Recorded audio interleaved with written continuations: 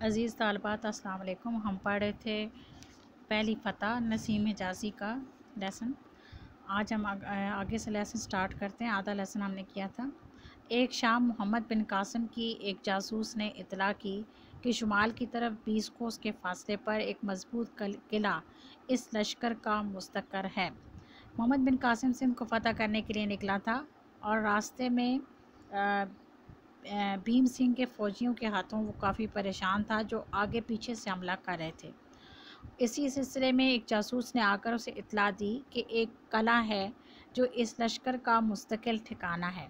मोहम्मद बिन कासिम ने अपने तजर्बाकार सलारों की एक मजलिस शुरा बुलाई। मोहम्मद बिन कासिम की फ़ौज में जितने भी तजर्बाकार फ़ौजी थे, उन सबको उसने मुशावरत के लिए यानी मशवरा करने के लिए बुलाया। बाज़ सलारों की ये सलाह थी कि इस रास्ते को छोड़कर समंदर के साहिल के साथ साथ निस्बतन हमवार रास्ता इख्तियार किया जाए। अब बाज़ सलाह जो उसके सुपर सलाह जो फ़ौजी थे अहम ओहदों पर फाइज, उन्होंने उसको ये मशवरा दिया कि हमें इस रास्ते पर नहीं जाना चाहिए जिस रास्ते पर ये किला है, बल्कि हमें समंदर के साहिल के साथ साथ हमवार रास्ता इख्तियार करना चाहिए। हम इस किले से जिस कदर दूर होंगे, इसी कदर उनके हमलों से महफूज रहेंगे।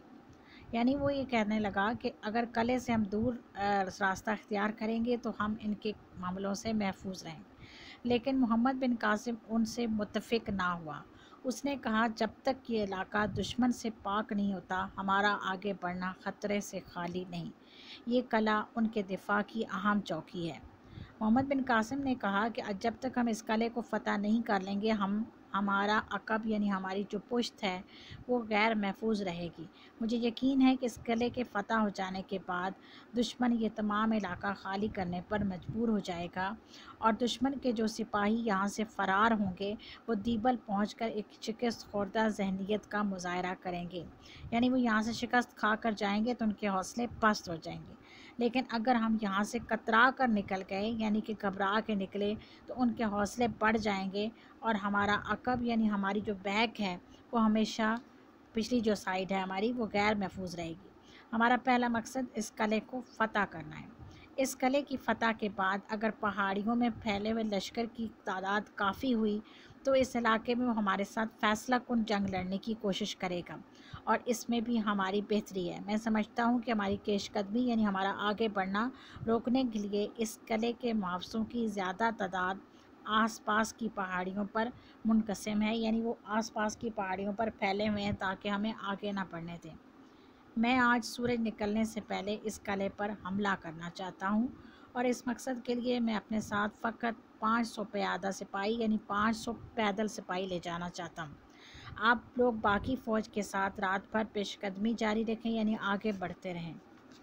इसका नतीजा ये होगा कि ये लोग चारों अतराफ़ का ख्याल छोड़कर आपका रास्ता रोकने की फ़िक्र करेंगे। चांदनी रात में आपके लिए आगे बढ़ने का रास्ता ज़्यादा ख़तरनाक साबित होगा। अगर सुबह तक आपको किला फ़तह हो जाने की खबर पहुंच जाए तो आप पेशकदमी रोककर मेरे अहकाम का इंतज़ार करें। जब आप चलते रहें और आपको ये पता चले कि मैंने किला फ़तह कर लिया है, तो फिर आप आगे बढ़ना रोक दें। अगर किला फ़तह हो जाने के बाद दुश्मन ने किसी जगह मुनज़्ज़म होकर मुकाबले की हिम्मत की, तो मैं किले की हिफाजत के लिए चंद आदमी छोड़कर आपके साथ आ मिलूँगा और अगर उन्होंने किले को दोबारा फ़तह करना चाहा तो आप सारे वहाँ पहुँच जाएँ। एक बूढ़े सलार ने कहा एक बूढ़े सिपाही ने कहा, मुझे यकीन है कि इंशाअल्लाह आपकी कोई तदबीर गलत ना होगी, लेकिन सिपह सलार का फ़ौज के साथ ही रहना मुनासिब है। यानी कि सिपह सलार की जान बहुत कीमती होती है, वो फ़ौज का आखिरी सहारा होता है। अगर इस ख़तरनाक मुहिम में आपको कोई हादसा पेश आ गया तो।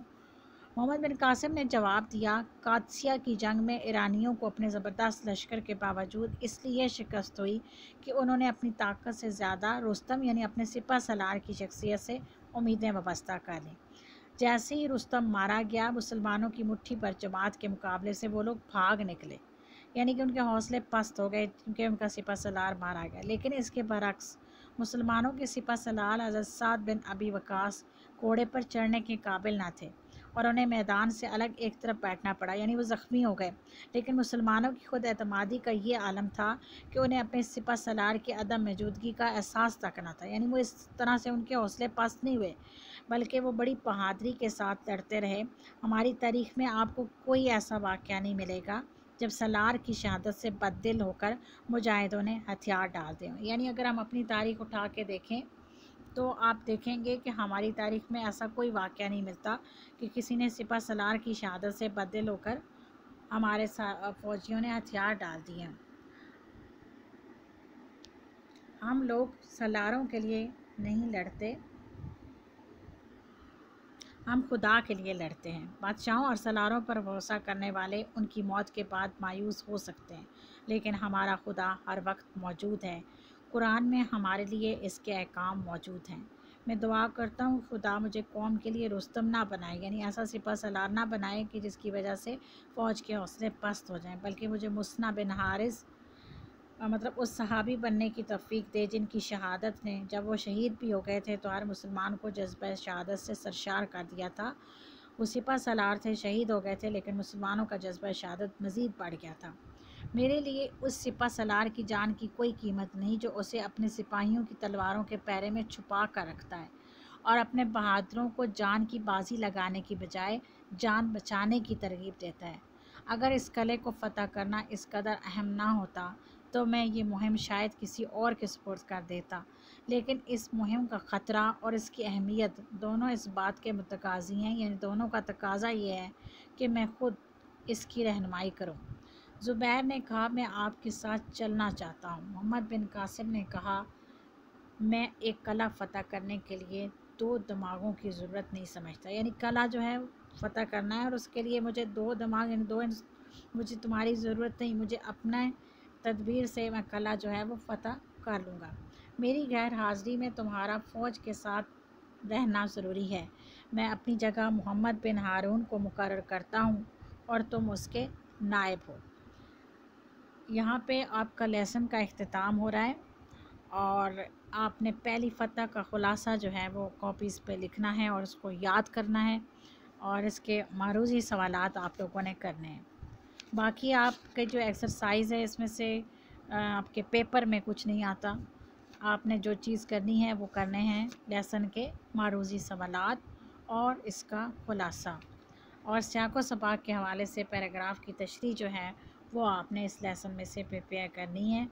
तो कोशिश कीजिएगा कि जितने भी लेसन हम कर रहे हैं उनमें से कम हर लेसन में से 2 पैराग्राफ जो हैं उसकी सियाक़ो सबाक़ के हवाले से तशरीह जो है अपनी कॉपीज़ पे आप लिखें, ताकि आपको मालूम हो कि इस सवाल को हमने किस तरह से करना है और ख़ुद से लिखने की कोशिश करें, की बुक से कॉपी ना करें। की बुक से कॉपी करने की सूरत में आप उसको कर तो लेंगे, लेकिन बात वही आ जाती है कि आपको ख़ुद से अगर करेंगे तो ज़्यादा अच्छी आपकी प्रैक्टिस जो है वो हो जाएगी। इसके साथ ही आज का लेक्चर जो है वो हम इसका इख्तिताम करते हैं। इंशाअल्लाह ताला अगले लेसन के साथ फिर कल जो है मिलेंगे। अल्लाह